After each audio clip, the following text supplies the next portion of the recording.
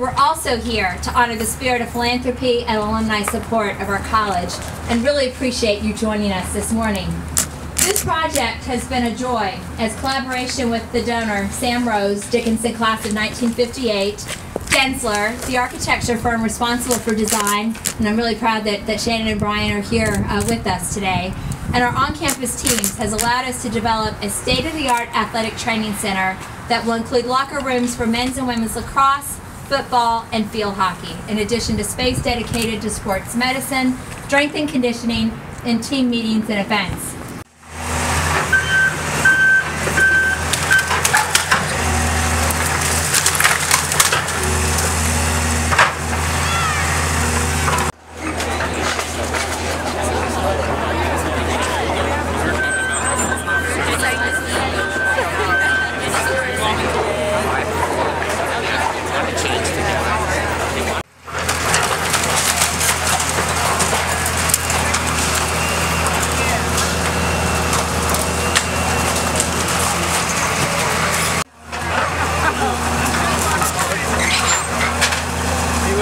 Yeah, that's the way.